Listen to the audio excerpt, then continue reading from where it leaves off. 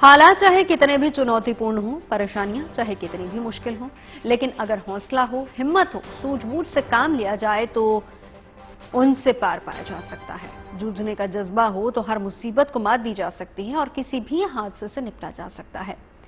आज पहलगाम में जो हादसा हुआ उसे देखकर पूरा देश सदमे में है। आईटीबीपी के जवानों को लेकर जा रही एक बस हादसे का शिकार हो गई। बस 100 फीट से ज्यादा गहरी खाई में गिर गई। लेकिन खूबी यह है कि जवानों को बचाने के लिए उनके साथियों ने पूरी ताकत लगा दी। तेजी से रेस्क्यू ऑपरेशन को अंजाम दिया गया और घायल जवानों को अस्पताल पहुंचाया गया। इस रेस्क्यू ऑपरेशन में स्थानीय लोगों ने भी जवानों का साथ दिया और हादसे में 7 जवान शहीद हो गए। देश को उनकी शहादत का दुख है। 8 जवानों की हालत अभी भी नाजुक बनी हुई है, जिनका इलाज चल रहा है। हालांकि इस बात का सुकून भी है कि करीब 25 जवान सुरक्षित हैं। जख्मी होने के बावजूद उन्होंने फाइट बैक किया।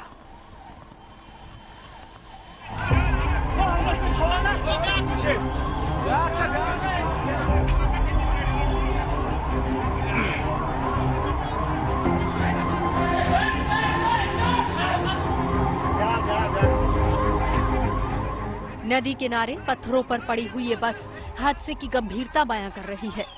आईटीबीपी के जवानों को ले जा रही ये बस करीब 100 फीट गहरी खाई में गिरी और इसके परखचे उड़ गए। इतनी ऊंचाई से गिरने के बाद बस का ऊपरी हिस्सा अलग हो गया।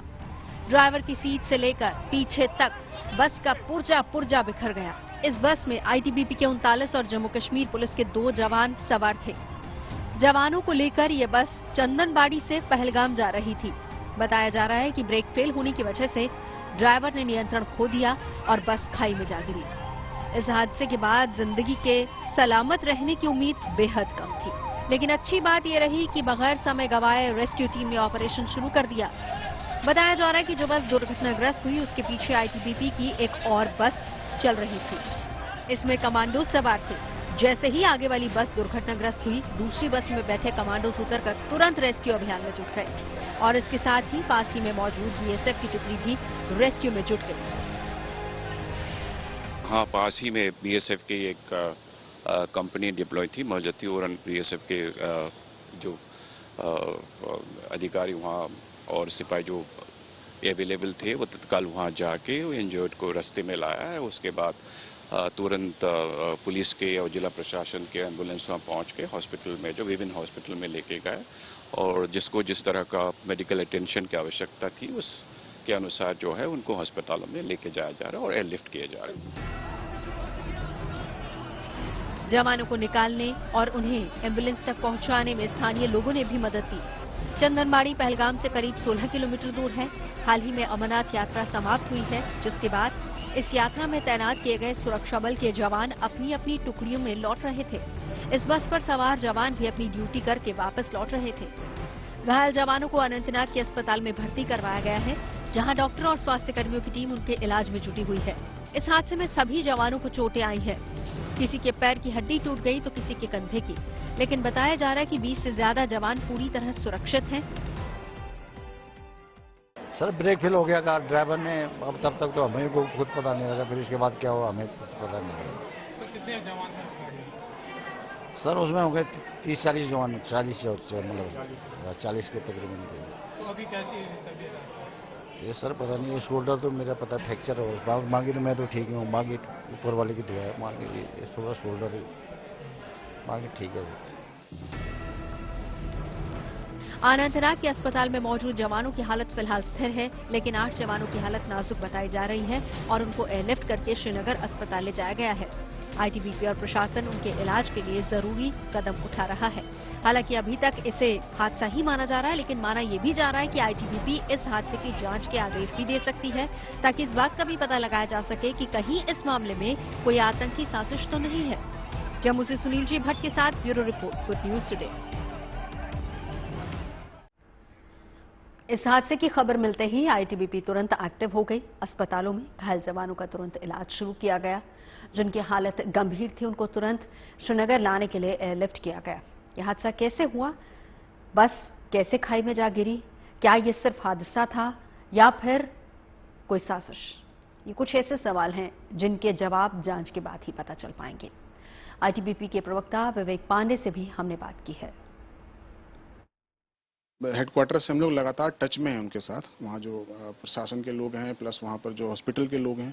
हम कोशिश ये कर रहे हैं कि ज़्यादा से ज़्यादा बेहतर उनको इलाज मुहैया करवाया जा सके। एक अंतिम सवाल, ये वही जवान हैं जो कि अमरनाथ यात्रा के दौरान तमाम जगहों पर ये खड़े हुए थे, लोगों को सुरक्षित वहां से निकाल रहे थे। आज ये घटना हुई है जब चंदनवाड़ी से वो लोग निकल रहे थे, 6 किलोमीटर पहलगाम बचा था। उस दौरान इन जवानों के परिवार वालों के प्रति संवेदना है, लेकिन सवाल एक ये उठता है कि ड्राइवर जो उसमें मौजूद था, ब्रेक फेल हुई, उसको लेकर के कई लोग इस पर सवाल भी खड़ा होकर रहे हैं। देखिए, मैंने जैसा बताया कि ये जांच का विषय है, जांच के बाद ही कोई चीज़ स्पष्ट होती है। कुछ भी कह पाना अभी मुनासिब नहीं है, क्योंकि स्थानीय पुलिस की ये बस थी। निश्चित तौर पर हमारा एक एलिमेंट है, हमारे सिस्टर एजेंसीज हैं, हम लोग सब लोग एक साथ काम करते हैं वहाँ पे। जांच होगी, चीज़ें देखी जाएंगी।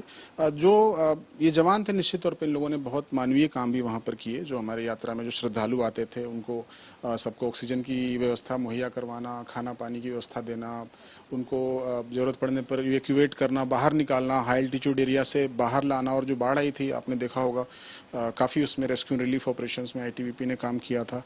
तो बहुत दुख की बात है। आगे बढ़ते हैं। जिंदगी बेहद खूबसूरत है। देश में यूथेनेशिया यानी कि इच्छा मृत्यु का जिन्न एक बार फिर से बोतल से बाहर आ गया है। बेंगलुरु की रहने वाली 49 साल की एक महिला ने दिल्ली हाईकोर्ट में याचिका दायर की है, जिसके जरिए महीने पहले अपने दोस्त की यूरोप यात्रा पर रोक लगाने की मांग की गई है। याचिका में यह दावा किया गया है कि 2014 से क्रॉनिक फटीग सिंड्रोम से पीड़ित उनका दोस्त इच्छा मृत्यु के लिए यूरोप, खासतौर पर स्विट्जरलैंड जाना चाहता है। सुप्रीम कोर्ट में याचिका दायर करने वाली महिला चाहती है कि उनके दोस्त को यूरोप जाने से रोका जाए। इसके लिए महिला ने सुप्रीम कोर्ट से केंद्र सरकार को इमिग्रेशन क्लियरेंस नहीं देने का आदेश देने की गुहार लगाई है। इस मामले में और भी जानकारी हम लेते हैं। मेरी सहयोगी अनीशा डिटेल्स बता रही हैं। दिल्ली हाईकोर्ट के सामने जो याचिका आई है वो उस बीमार व्यक्ति की नहीं है, उसके परिवार की भी नहीं है। याचिका आई है उसके परिवार के एक मित्र की, जिसका ये कहना है कि दिल्ली हाईकोर्ट दखल दे, उस आदमी को भारत से बाहर जाने से रोके, क्योंकि भारत में एक्टिव यूथेनेशिया अलाउड नहीं है। इसलिए उनके मित्र जो हैं वो स्विट्जरलैंड में जाकर एक्टिव यूथेनेशिया अपना रहे हैं। और उससे भी अजीब बात ये याचिका में कही गई है कि उन्होंने शेंगन वीजा लिया है और भारतीय इमिग्रेशन अथॉरिटीज को ये कहा है कि हम बेल्जियम जा रहे हैं मेडिकल ट्रीटमेंट के लिए। अब सवाल दिल्ली हाईकोर्ट के सामने याचिकाकर्ता ने ये पूछा है कि अगर कोई अपने इमिग्रेशन अथॉरिटीज को ये कहे कि हम एक देश में जा रहे हैं, लेकिन वो उस देश के रास्ते दूसरे देश में जाकर इस तरह से एक्टिव यूथेनेशिया यानी कि मेडिकल ट्रीटमेंट से सुसाइड जो कहा जाता है, क्योंकि तो स्विट्जरलैंड के कानून में अलाउड है लेकिन भारत में अलाउड नहीं, तो क्या कोई कोर्ट, कोई कानून, कोई प्रावधान, कोई अथॉरिटी उनको रोक सकती है या नहीं, ये अब सवाल है। और इस कानून के जो केस जो डला है दिल्ली हाईकोर्ट में, इसमें बहुत सारे सवाल खड़े होते हैं। क्या उस बीमार व्यक्ति का परिवार से बाहर कोई ये सवाल लेकर कोर्ट के सामने आ भी सकता है? क्या उस बीमार व्यक्ति को अपनी जिंदगी और मौत चुनने का हक है या नहीं? और तीसरी बात ये कि अगर अथॉरिटीज को किसी ने ये कहा है कि वो शेंगन वीजा पर यूरोप जा रहे हैं, तो क्या कोई कानूनी प्रावधान ऐसा है जो किसी को भारत से बाहर जाने से रोक सके? ये सभी मुद्दे अब दिल्ली हाईकोर्ट को सुनने होंगे। दिल्ली हाईकोर्ट में महिला की याचिका की वजह से देश में यूथेनेशिया यानी कि इच्छा मृत्यु पर एक बार फिर से बहस छिड़ गई है। आज से करीब 4 साल पहले भी इच्छा मृत्यु का मुद्दा बहस का केंद्र था, जब साल 2018 में एक याचिका के जरिए यह मामला सुप्रीम कोर्ट में सामने आया। तब उच्चतम न्यायालय ने कुछ शर्तों के साथ पैसिव यूथेनेशिया यानी कि निष्क्रिय इच्छा मृत्यु को मान्यता दे दी थी। हालांकि देश में एक्टिव यूथेनेशिया यानी कि सक्रिय इच्छा मृत्यु की इजाजत अब भी नहीं है। अब मेरी तरफ से पैसिव और एक्टिव यूथेनेशिया का जिक्र सुनने के बाद दोनों के बीच का अंतर भी आप जरूर जानना चाहेंगे, तो ऐसे में पहले हम दोनों का फर्क आपको आसान शब्दों में समझाने की कोशिश करते हैं। इसकी शुरुआत हम यूथेनेशिया यानी कि इच्छा मृत्यु से ही करते हैं।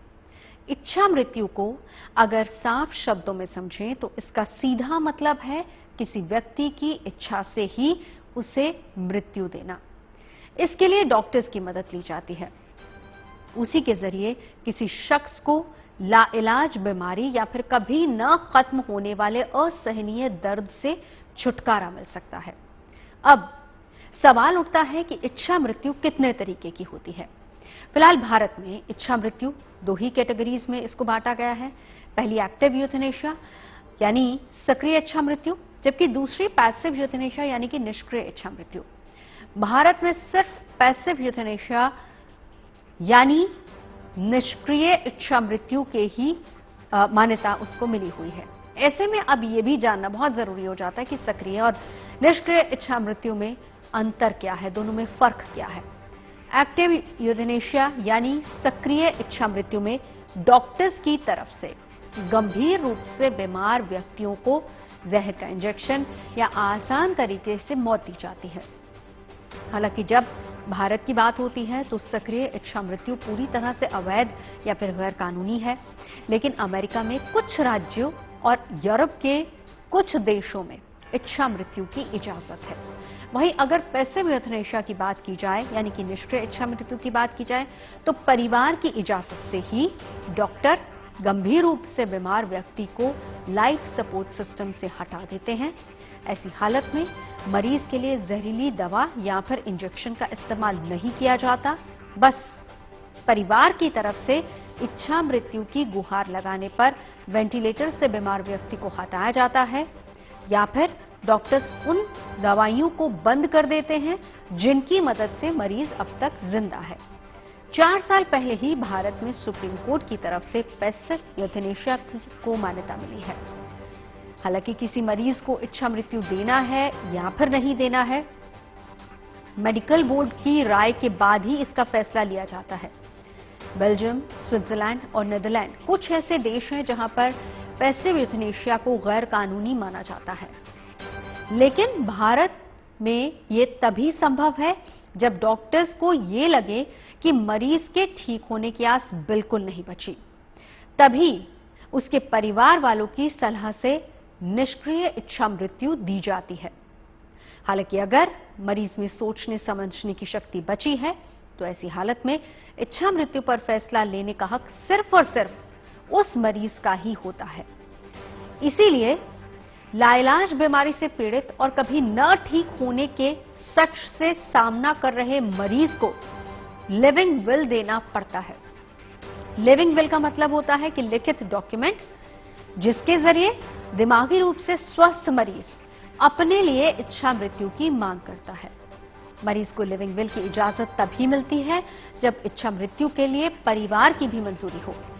इसके अलावा एक्सपर्ट डॉक्टर्स की टीम वाला मेडिकल बोर्ड भी होता है जो इच्छा मृत्यु की इजाजत देता है। और अगर ये सभी शर्तें पूरी होती हैं तो ही मरीज को पैसिव इच्छा मृत्यु की इजाजत मिलती है। फिर यूथेनेशिया की प्रक्रिया में शामिल डॉक्टर्स की जिम्मेदारी होती है कि मरीज जिस दर्द से गुजर रहा है वो इच्छा मृत्यु की प्रक्रिया की वजह से और न बढ़ जाए। ऐसा तभी मुमकिन हो पाया जब साल 2018 में तत्कालीन चीफ जस्टिस ऑफ इंडिया दीपक मिश्रा की अगुवाई वाली 5 जजों की संवैधानिक बेंच ने निष्क्रिय इच्छा मृत्यु और लिविंग विल को कुछ शर्तों के साथ अनुमति दी थी। हालांकि सरकार की तरफ से अभी तक इस पर कोई कानून नहीं बनाया गया है। स्वास्थ्य मंत्रालय के तहत गठित एक्सपर्ट कमेटी से भी अभी तक उसे कोई सिफारिश नहीं मिली है और यही वजह है कि भारत में इच्छा मृत्यु को कानूनी मान्यता हासिल नहीं है, जिसकी वजह से इसे आईपीसी की धारा 309 के तहत आत्महत्या की श्रेणी में रखा जाता है। हालांकि सुप्रीम कोर्ट ने निष्क्रिय इच्छा मृत्यु को इजाजत देते हुए उसे अपराध नहीं माना था। और इस मामले पर हमारे सहयोगी अनीशा माथुर ने बात की सुप्रीम कोर्ट के वरिष्ठ वकील संजय हेगड़े से। तो मतलब पूरी तरह से अगर आप इस मुद्दे को देखें तो फिलहाल भारत में ऐसा कोई कानून नहीं है जो ये कहे कि आप बाहर जाके कोई मेडिकल ट्रीटमेंट या असिस्टेड सुसाइड नहीं ले सकते। जी बिल्कुल नहीं है। और अगर आप ये मामले के बारे में और गौर करें तो क्या भारतीय कानून में ऐसा भी है कि आप कोई बाहर जाके कोई ट्रीटमेंट नहीं ले सकते हैं, ये ट्रीटमेंट कोई लाइफ सेविंग ट्रीटमेंट जो भारत में नहीं है जी और कहीं और है, तो क्या भारतीय कानून आपको रोक सकता है? नहीं। वैसे ही अगर कोई और ट्रीटमेंट है जिसके तहत आप शांति से जा सकते हो, तो उस पर भी कोई रोक होना नहीं चाहिए। जी, लेकिन होना नहीं चाहिए और नहीं है, मैं काफी कानूनन काफी अंतर है, लेकिन फिलहाल कोई कानून है नहीं। अगर कोर्ट कुछ कह देती है तो वो अलग बात है। आगे बढ़ते हैं और रुख करते हैं बिहार का, जहां पर आज नई सरकार के मंत्रियों ने शपथ ली है। महागठबंधन की सरकार में मंत्रियों का समाज शास्त्र दिलचस्प है। नीतीश कुमार ने चुनावी रणनीति के तहत इसमें सामाजिक समीकरण का पूरा ख्याल रखा है। एनडीए सरकार की तुलना में कैबिनेट में पिछड़े और दलित वर्ग का प्रतिनिधित्व बढ़ा दिया गया है। देखिए जरा।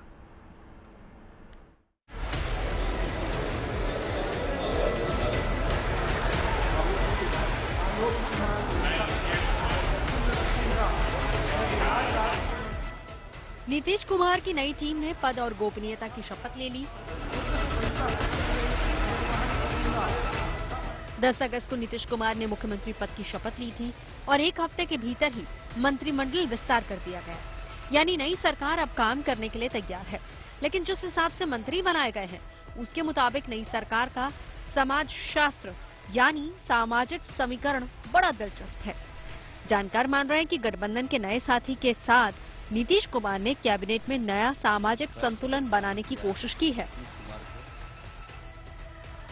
पहले तो ये समझ लीजिए कि आज 31 कैबिनेट मंत्रियों ने शपथ ली, जिनमें आरजेडी के सबसे ज्यादा यानी 16 और उसके बाद जेडीयू के 11, कांग्रेस के 2, हम से 1 विधायक है। एक निर्दलीय विधायक को भी मंत्री बनाया गया है।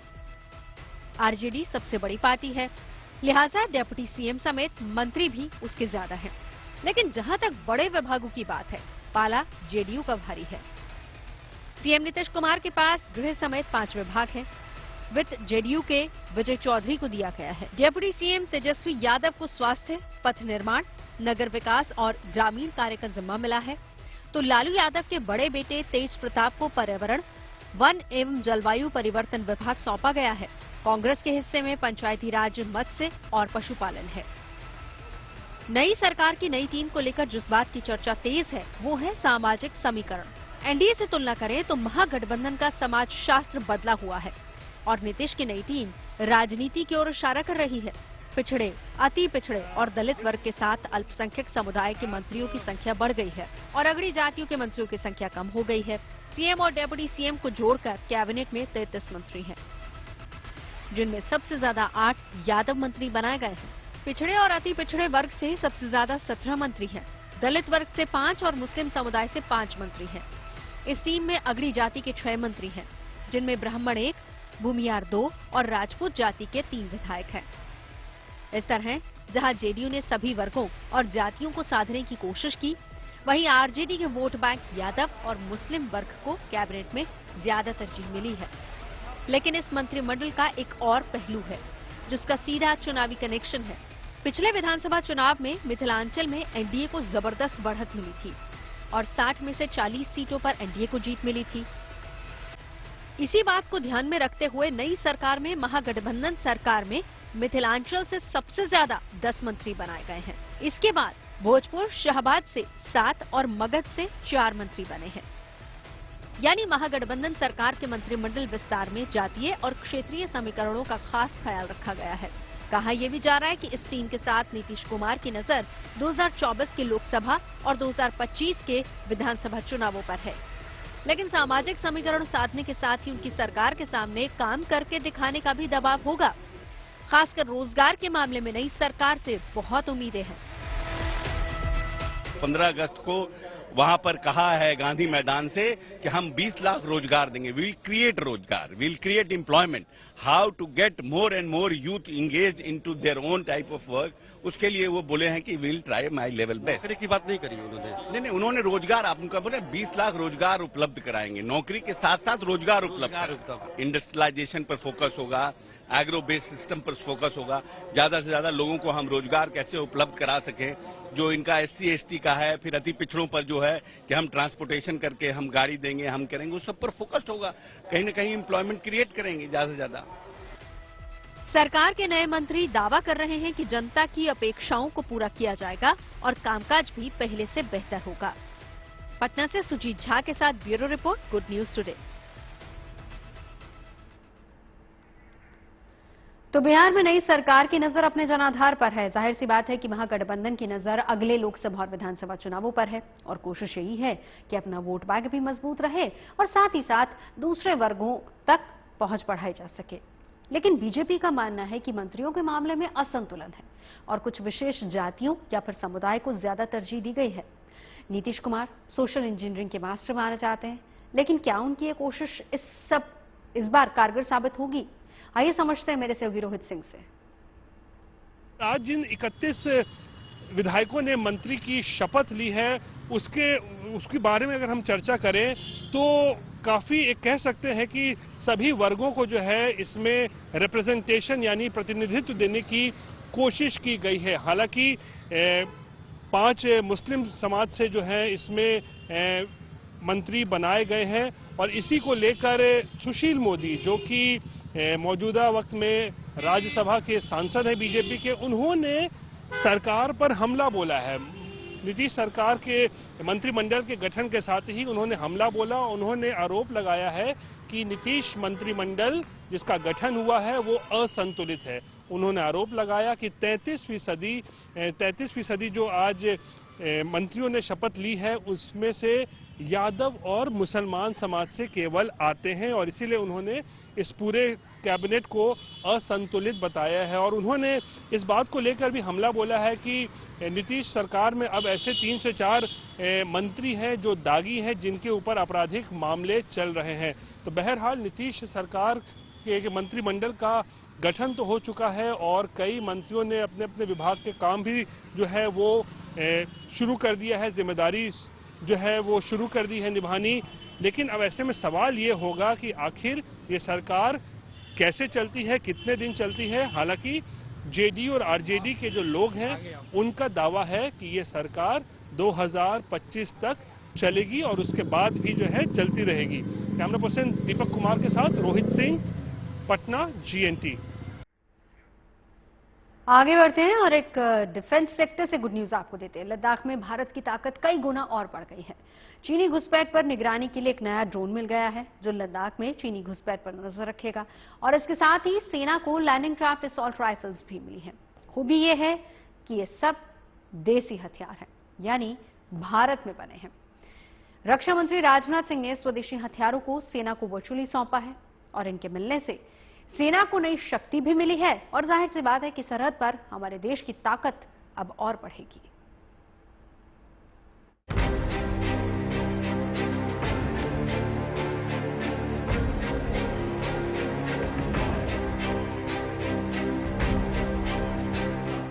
ये नए हिंदुस्तान की नई ताकत है, ये आत्मनिर्भर भारत की नई पहचान है। दुश्मन देश के लिए भारत की ताकत का आईना है। लद्दाख में चीन की हेकड़ी को हवा करने वाले स्वदेशी ड्रोन तैनात किए गए हैं। सीमा पर दुश्मनों को पटखनी देने के लिए रक्षा मंत्री राजनाथ सिंह ने भारतीय युद्धपोतों को नए हथियार सौंपे हैं। देश की सेना परंपरागत हथियारों की जगह अब आधुनिक हथियारों से लैस हो रही है। चाहे वो हमारी पश्चिमी सीमा हो या पूर्वी लद्दाख के ठंडे रेगिस्तान हो, भारतीय सेना किसी भी स्थिति का डटकर सामना करने के लिए तैयार है। और खास बात यह है कि सेना को मिले इन अत्याधुनिक हथियारों को विदेशों से नहीं मंगाया गया,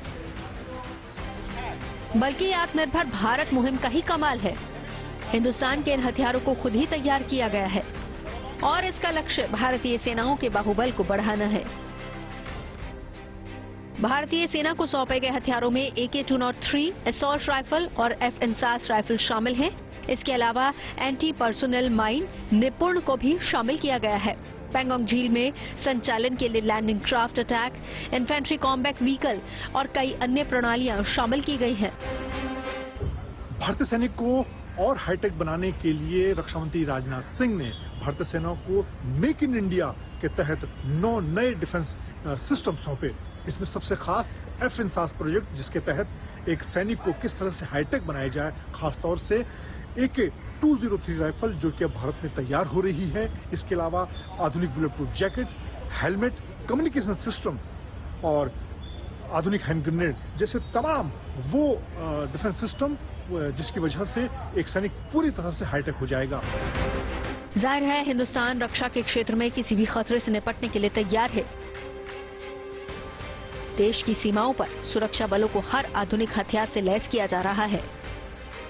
इन हथियारों के साथ देश की सीमाओं पर दुश्मन देशों को जवाब देने के लिए जाबाज जवान तैनात हैं।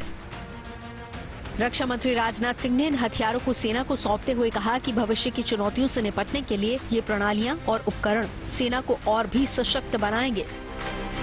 मिलिट्री इंजीनियर सर्विसेज में नई परिस्थितियों और आवश्यकताओं को ध्यान में रखते हुए नए स्केल्स ऑफ एकोमोडेशन का इनॉग्रेशन हो रहा है।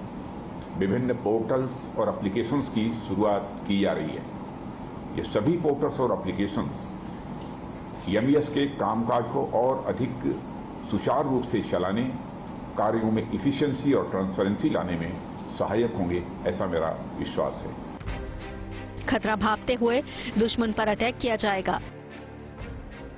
जल, थल, नभ, खतरा कहीं से भी हो सकता है, लेकिन भारत के नए हथियार दुश्मन को खाक में मिलाने के लिए काफी हैं। LAC के पास ही सुरक्षा को मजबूत रखने और उसे सशक्त करने के लिए स्वदेशी तकनीक से बना ड्रोन भी शामिल है। इस ड्रोन के जरिए LAC के आसपास के इलाकों पर नजर आसानी से रखी जा सकेगी। इसके साथ ही सेना को अग्रिम मोर्चों पर तैनाती और गश्त के लिए खास तरह के जंगी वाहन भी सौंपे गए हैं। इन वाहनों की मदद से चीनी सेना को किसी भी स्थिति में मुंह तोड़ जवाब दिया जा सकेगा। इसके अलावा पैंगोंग झील पर चीन को सबक सिखाने के लिए खास बोट भी दी गई है। इस बोट में एक साथ 35 जवान सवार हो सकते हैं। ये बोट काफी आधुनिक है। इस बोट के जरिए पैंगोंग झील पर चीन को तुरंत जवाब दिया जा सकेगा।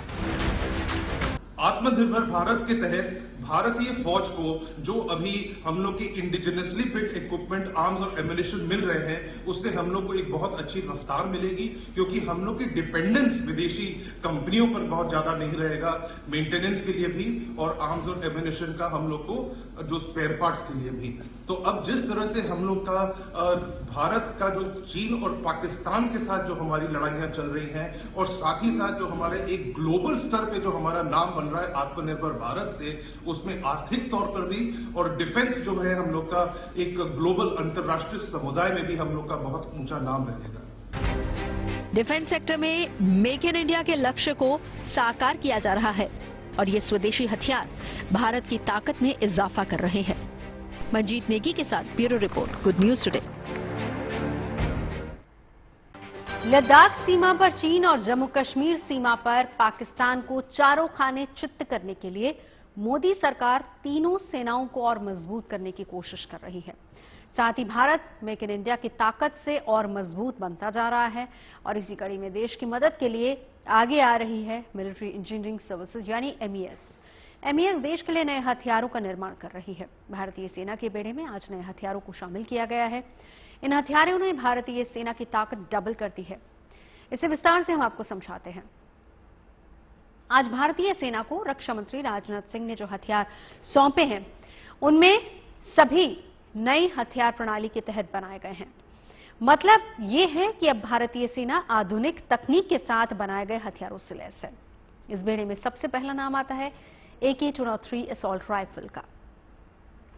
यह राइफल काउंटर इमरजेंसी और काउंटर टेररिज्म ऑपरेशंस में भारतीय सेना की क्षमता बढ़ाएगी। AK-203 assault rifle AK series की सबसे आधुनिक और घातक राइफल है। ये राइफल इंसास की जगह लेगी। AK-203 असॉल्ट राइफल इंसास की तुलना में छोटी, हल्की और घातक है।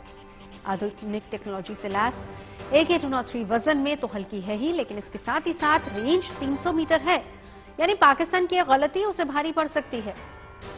और इस असॉल्ट राइफल को AK सीरीज का पहला स्वदेशी हथियार भी हम कह सकते हैं। इसके अलावा लद्दाख में चीन पर नजर रखने के लिए भारतीय सेना को मेक इन इंडिया ड्रोन भी सौंपे गए हैं, यानी इस ड्रोन के जरिए LAC के आसपास के इलाके पर नजर आसानी से रखी जा सकेगी। ये drone mini remotely piloted aerial system पर आधारित हैं। अभी तक भारतीय सेना के पास इन्फेंट्री बटालियन और मैकेनाइज्ड इन्फेंट्री के स्तर की निगरानी, पहचान और टोही की क्षमता सीमित थी, लेकिन अब आरपीएस ने बटालियन कमांडर को तीनों क्षमताएं दी हैं। लद्दाख में सेना की ताकत बढ़ाने के लिए इन्फेंट्री प्रोटेक्टेड मोबिलिटी व्हीकल भी दिए गए हैं। ये वाहन 16,000 फीट की से अधिक की ऊंचाई पर काम करने में बेहतर है, सक्षम है। नए लड़ाकू वाहन बॉर्डर इलाकों में तेजी से गश्त करने में भी सहायक है। नए लड़ाकू वाहन में बुलेट प्रूफ सुरक्षा भी है। वाहनों को टाटा एडवांस सिस्टम लिमिटेड यानी कि टीएसएल ने खास तौर पर तैयार किया है। इन्हें इतना फौलादी बनाया गया है कि असॉल्ट राइफल की गोलियों का भी असर इन पर नहीं होगा। इसके अलावा क्विक रिएक्शन फाइटिंग व्हीकल्स भी भारतीय सेना का सुरक्षा कवच बन गए हैं। ये लड़ाकू विमान कई प्रकार की आधुनिक खूबियों से लैस हैं। ये 4x4 माइन प्रोटेक्टेड वाहन है, यानी अगर इसके नीचे बारूदी सुरंग भी फट जाए तो भी वाहनों पर असर नहीं होगा। ये वाहन बेहद सुरक्षित और ग्लास प्रोटेक्टिव भी माने जाते हैं, यानी कि बम धमाके का भी इस पर असर नहीं होगा। इसके अलावा युद्ध के दौरान सेना के जवान लंबे समय तक डटे रहें, इसके लिए सैनिकों के लिए ballistic helmet, ballistic goggles, bullet proof jacket बनाए गए हैं। बुलेट प्रूफ जैकेट और हेलमेट घातक हथियारों से रक्षा करने में मददगार हैं। साथ ही सैनिकों के पास खास किस्म का हेलमेट भी होगा जिस पर लाइट लगी होगी। आगे बढ़ते हैं। टूटे हुए सपनों को की सुने सिसकी, अंतर की चीर व्यथा पलकों पर ठिकी। हार नहीं मानूंगा, रार नहीं ठानूंगा, काल के कपाल पे लिखता मिटाता हूं, गीत नया गाता हूं। पूर्व प्रधानमंत्री अटल बिहारी वाजपेयी की यह कविता भला कौन भूल सकता है। काल के कपाल पर नए गीत लिखने वाले, सियासत की जमीन पर नई लकीर खींचने वाले भारत रत्न अटल बिहारी वाजपेयी की आज पुण्यतिथि है। पूरा देश इस महान शख्सियत को याद कर रहा है। राष्ट्रपति द्रौपदी मुर्मू, प्रधानमंत्री नरेंद्र मोदी और गृह मंत्री अमित शाह ने अटल बिहारी वाजपेयी को श्रद्धा सुमन अर्पित किए। मौत से ठन गई। जूझने का मेरा कोई इरादा न था, जूझने का मेरा कोई इरादा न था, मोड़ पर मिलेंगे इसका वादा न था। रास्ता रोककर खड़ी हो गई, ये लगा जिंदगी से बड़ी हो गई। मौत जिंदगी से बड़ी कैसे हो सकती है?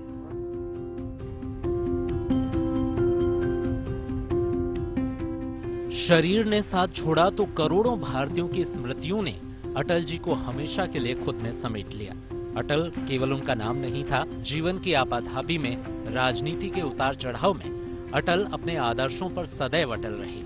16 अगस्त 2018 को उन्होंने अंतिम सांस जरूर ली, लेकिन उनके जाने के बाद उनकी जीवन यात्रा भारतीय राजनीति के लिए एक आदर्श रास्ता बन गई। कदम मिलाकर चलना होगा, बाधाएं आती है आए, घृणय प्रलय की घोर घटाए, पांवों के नीचे अंगारे, सर पर बरसे यदि ज्वालाएं, निज हाथों से हंसते हंसते आग लगाकर चलना होगा।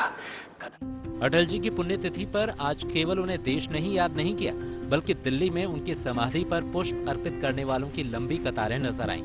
सुबह सुबह अटल जी को श्रद्धांजलि देने राष्ट्रपति द्रौपदी मुर्मू भी पहुंची और खुद देश के प्रधानमंत्री नरेंद्र मोदी भी पहुंचे। अब कैसे छूटे राम नाम, रट लागी नाम। गृह मंत्री अमित शाह ने भी अटल जी को पुष्पांजलि दी। अटल की समाधि पर हर कोई उनकी यादों के साथ पहुंचा था। मृत्यु की आंखों में आंखें डालकर जीवन जीने की कला अटल जी को बखूबी आती थी। उन्होंने अपनी एक कविता में लिखा था कि मैं जी भर कर जिया, मैं मन से मरूं। जाहिर है उनका यही स्वभाव उन्हें हर दिल अजीज बनाता था। उनकी सोच राजनीतिक सीमाओं से परे थी, उनकी शख्सियत सियासत के पार जाती थी। अटल जी का जीवन ही उनका संदेश था। कुछ कांटों से सज्जित जीवन, प्रखर प्यार से वंचित यौवन, नीरवता से मुखरित मधुवन, परहित अर्पित अपना तन मन। जीवन को शत शत आहुति में जलना होगा, गलना होगा, कदम मिलाकर